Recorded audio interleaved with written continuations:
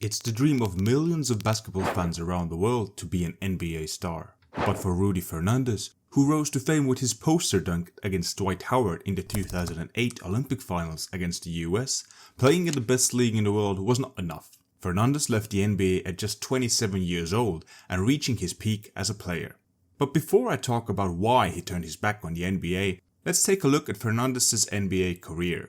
The 6'5" shooting guard, or small forward, was taken 24th overall in the NBA draft by the Phoenix Suns in 2007.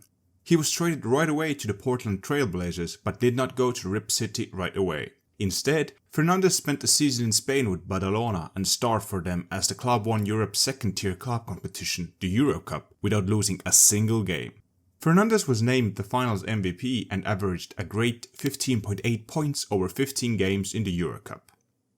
Fernandez joined up with the Blazers after the 2008 Olympics and had a really good rookie season. The high-flying Spaniard was voted to the NBA Slam Dunk contest, was selected to an NBA All-Rookie second team and set the rookie record for number of three-point field goals made, hitting a long-range effort in 33 consecutive games and making a 3 in his first 20 career NBA games. Fernandez played 78 games in the regular season and averaged 25.6 minutes per contest. He shot really well from beyond the arc as he made 39.9% of his efforts, and overall, Fernandez recorded 10.4 points, 2.7 rebounds and 2 assists per game. His next 2 seasons weren't too shabby at all, but his numbers dipped. In 2010, Fernandez was fined $25,000 for public statements detrimental to the NBA, which came a day after his agent publicly demanded a trade from the Blazers. Although this wish didn't happen, Fernandez continued with the Blazers at a decent level, helping Portland again reach the playoffs. But like in the previous 2 seasons, the Blazers were eliminated in the first round.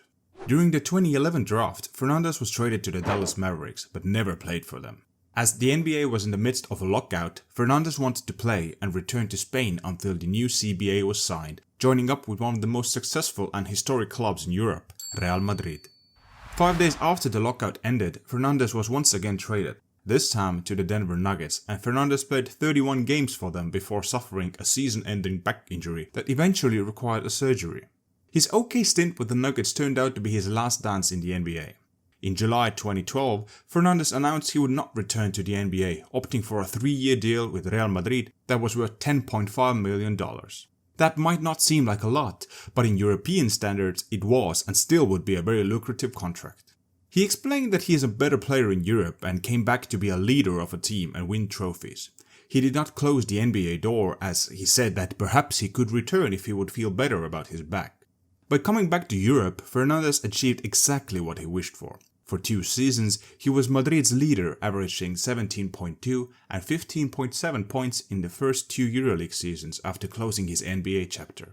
He has won 6 Spanish titles and 3 EuroLeague crowns with Madrid, and at 38 years old, he is still a valued member of the club. In the end, Fernandez chose to be a big fish in a small pond rather than a small fish in a big pond, and it's impossible to blame him. No look for Fernandez, what a play! How did they pull that off? Fernandez the steal, good at the